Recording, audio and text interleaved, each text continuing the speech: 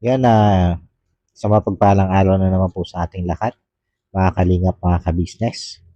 Panibagong araw, panibagong reaction ulit po tayo. At for today's video po ay muli po natin gawa ng reaction. Itong bagong viral ni Kalingap Rab na si Krista. Pero bago po natin ipagpatuloy itong ating gagawing reaction video dito kay Krista, ay syempre, ang lagi po nating paalala na wag na po natin kakalimutan patuloy na suportahan ang ama ng Kalingap na walang iba kundi si Kuya Bal Santos Matubang. Ganon din po itong si Kalingap Rob at syempre ganon din si Ate Edna Vlog, ang may bahay ni Kuya Bal Santos Matubang. At ganon din po ang may bahay ni Kalingap Rob na si Mama Jack Tapia Matubang.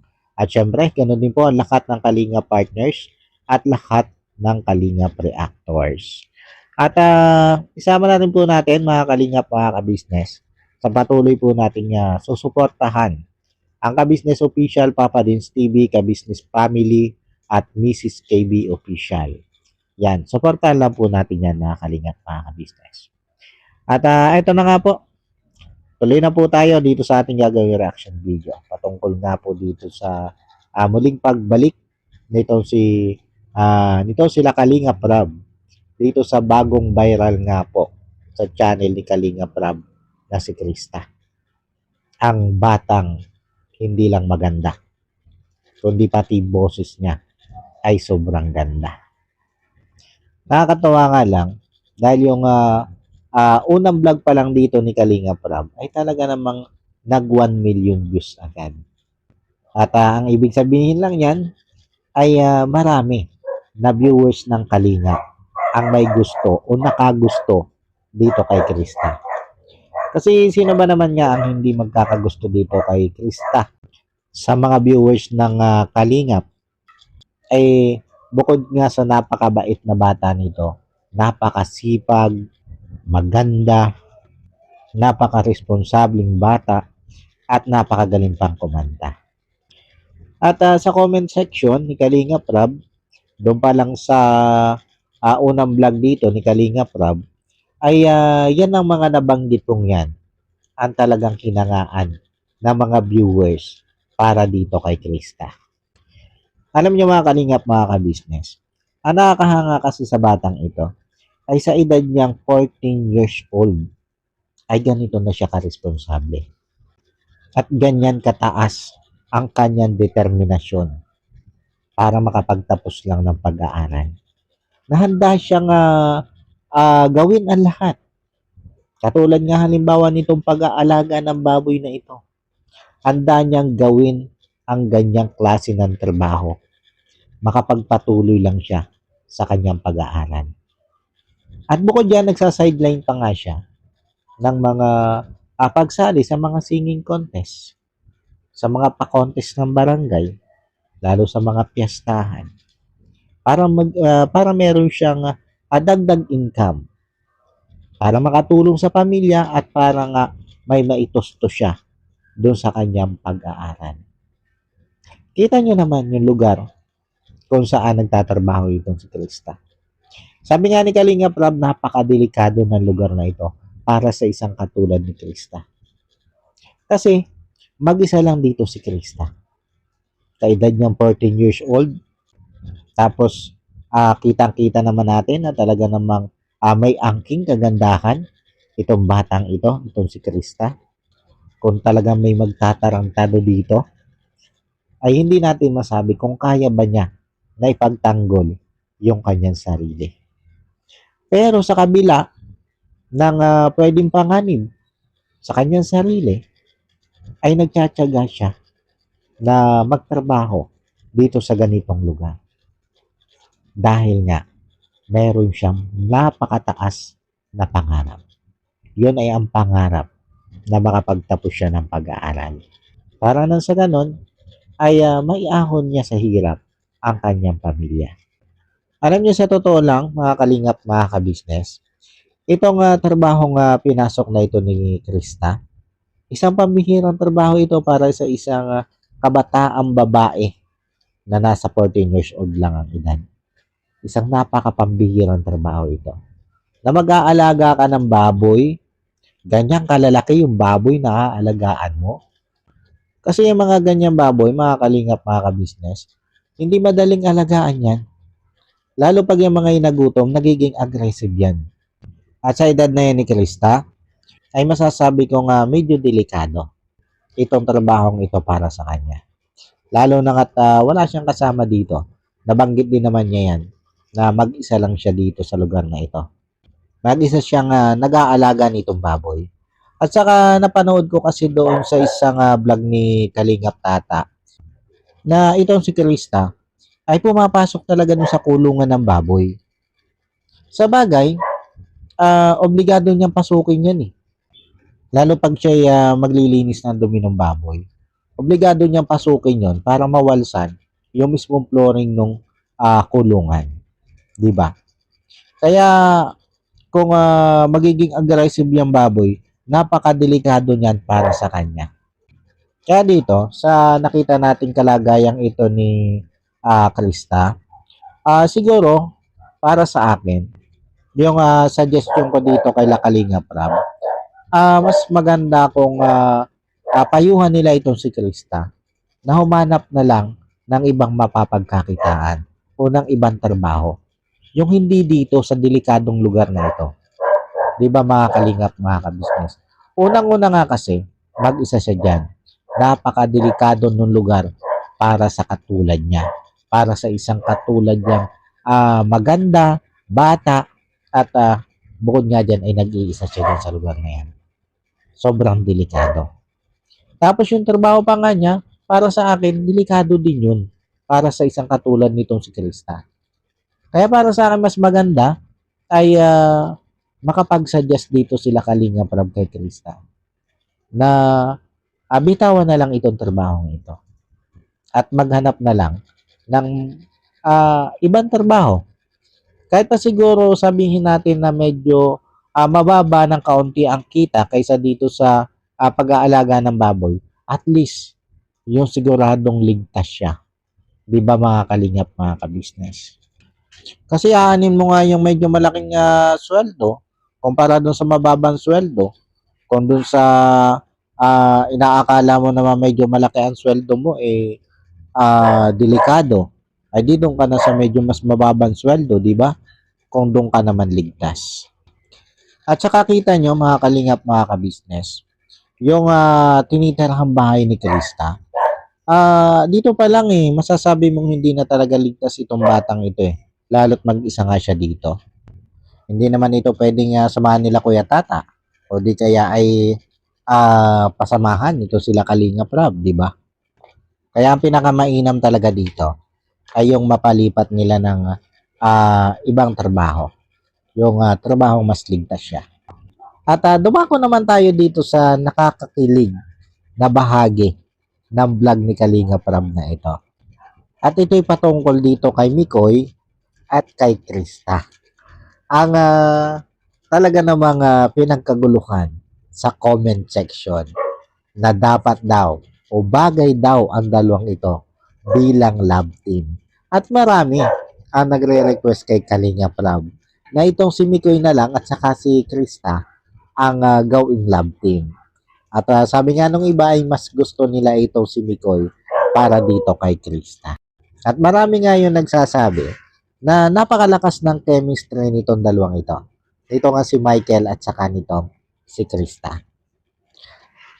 Pero para sa akin, tama naman napakalakas talaga ng chemistry nitong dalawang ito. Kaya lang, magkakaroon dito ng problema dahil sa edad nitong si Krista. Kasi itong si Krista, 14 years old pa lang ito. At malamang sa malamang ay baka hindi pumayag itong si Kalinga Prab.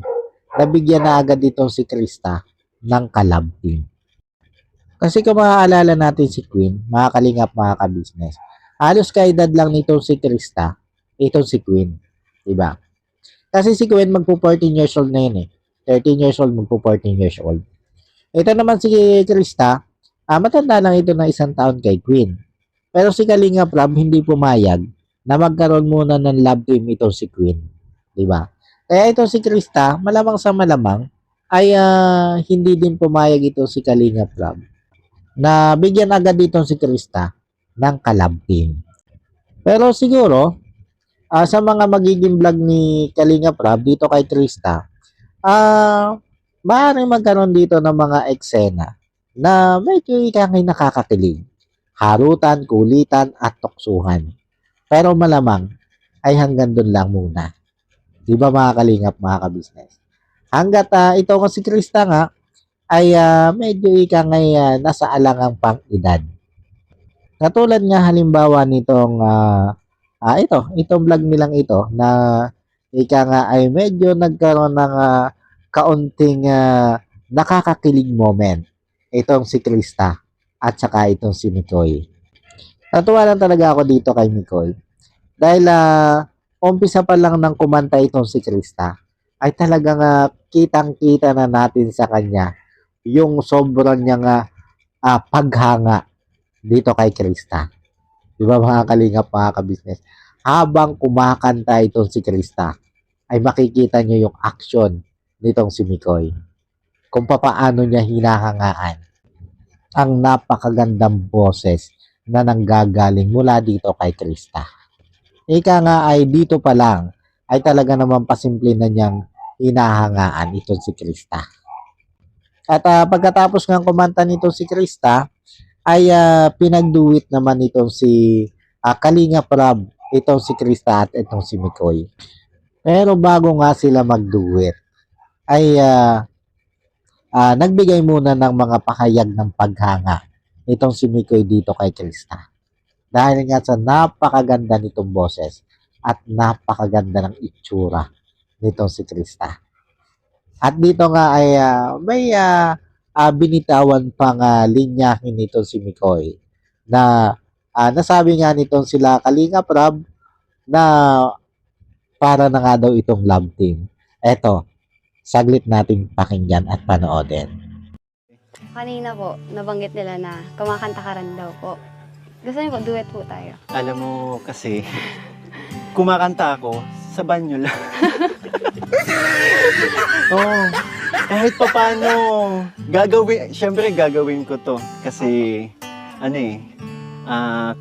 para sa'yo. Something about Sabi you. mo para sa iyo. At dito din sa mga linyahang ito ni Mikoy, talaga namang maraming kinilig sa mga viewers ng Kalingap. Di ba? At marami ang nagsabing napakalakas ng chemistry nitong dalawang ito. Na totoo naman. Totoo namang napakalakas ng chemistry nitong dalawang ito. Kaya nga lang sabi ko, 14 years old lang kasi itong si Krista. Sayang nga di ba mga kalingap, mga ka-business? Kung nagkataon sana na ika nga medyo may edad-edad na itong si Krista, pwede. Ang ganda sana nung tandem nila eh. Di ba? Sabi ko nga, napakalakas ng chemistry nila. At bagay na bagay silang dalawa. Di ba? Isang maganda at isang gwapo. Di ba? Napakagandang tandem. At nakikita ko naman dito kay Mikoy na mabait naman to eh. At sa tingin ko hindi din iiyak dito si Krista. Kung sakasakaling silang dalawa talaga magkaroon ng love team, di ba? Mga kalingap, mga ka-business.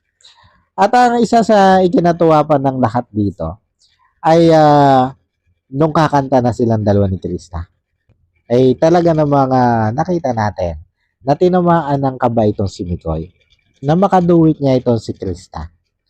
Pero dito, mga kalingap, mga ka-business, mapapansin natin na hindi pa man sila nagsisimulang kumanta. Kumbaga naghahanda pa lang silang kumanta. Makikita mo na dito kay Mikoy yung kaba talaga niya dito sa gagawin nilang pagduduwit nitong si Krista.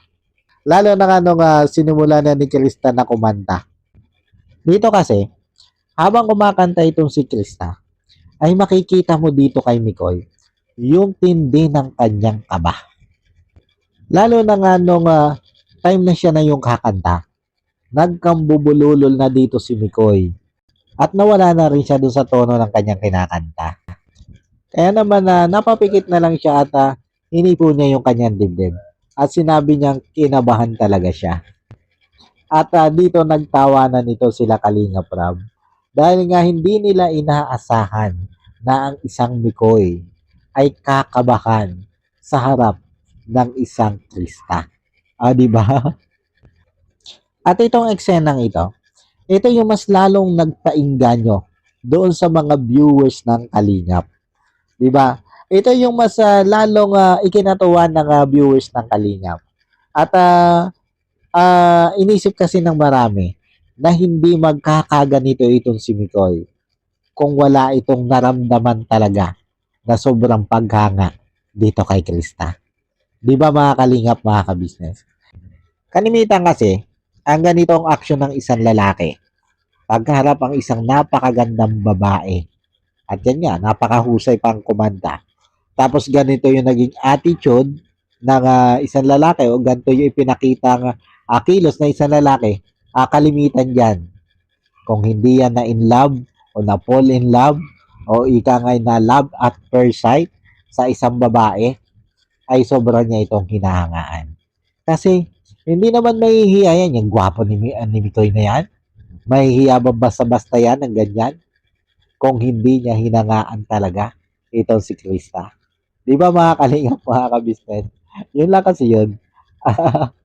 Kaya ramdam natin dito yung sobra-sobrang paghanga nitong si Mikoy dito kay Krista. Pero siguro naman, hindi naman ito yung sinasabing love at first sight. O na in love agad itong si Mikoy dito kay Krista. Sa tingin ko ay isang bahagi ito ng matinding paghanga dito kay Krista. Kasi nga napakagaling kumanta eh. Tapos napakaganda pang bata. 'Di ba? At yun lang naman yung nakikita ka dito. At ang daming natuwa dito mga Kalingap, mga ka-business. Dahil sa ngayon, yung vlog na ito ni Kalingap Rab, almost 500,000 ang views. One day pa lang yan. Mga Kalingap, mga ka-business. Di ba? Ganyan kalakas ang chemistry nitong dalawang ito. At yun, sana hindi ito yung una at huling pagkakataon na makita nating magkasama itong si Krista at saka itong si Mikoy sa vlog ni Kalingap Rab. Kahit pa nga sabihin hindi ito gawing love team agad nito si Kalingap Rab o hindi muna niya ito italagang love team, itong dalawang ito, ay yung mga ganitong ikangay kulitan man lang na talaga na mga kinakikiligan ng marami. 'Di ba mga Kalingap, mga ka-business? At alam ko marami sang-ayon dito sa aking opinion na ito. At yung paano po mga Kalingap, mga ka-business?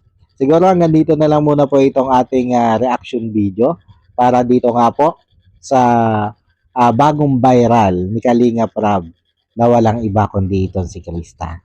At yun, muli po ay maraming salamat po sa patuloy niyo pong pagsuporta at pagtangkilik sa mga ginagawa kong reaction video. At yung bago po tayo tuloy magtapos mga Kalingap, mga ka-business, lagi ko lang pong paalala na patuloy lang po nating suportahan ang ama ng Kalingap na walang iba kundi si Kuya Bal Santos Matubang. Ganun din po ito si Kalingap Rab at syempre si Ate Edna Vlog, ang may bahay ni Kuya Bal Santos Matubang. At ganoon na rin po ang may bahay ni Kalingap Rab na si Ma'am Jack Tapia Matubang. At syempre ganoon na rin po ang lakat ng Kalingap Partners at lakat ng Kalingap Reactors. At isama na rin po natin mga Kalingap, mga ka-business, na patuloy po nating susuportahan ang ka-business official Papa Dins TV, ka-business family at Mrs. KB Official. At ganoon din po ang lahat ng kagwangs ni ka-business at lahat ng reactors ng ka-business. At yan, pinaglalambing ko din po sa inyo mga Kalingap, mga ka-business. Suportahan din po natin sila Etsme Bebang Official, Blessful Balance, Erlinda Official Vlog, Pretty Mind 143, Edita Mix Vlog, Nana Channel TV, Jewel Channel, Friends Mix Vlog, Kawaki TV Official, Dindin Mix Vlog, Nora Mix Vlog, Scarlett Arellano Mix Vlog, Mabet Mix Vlog, Best Friend Italy, Kabisig AB, at LB OFW Abu Dhabi. Yan, pasuportahan po ang lahat ng yan, mga kalingap, mga kabisnes. At yun, muli po ay maraming salamat po sa inyong lahat. God bless po. At I love you all. Bye-bye.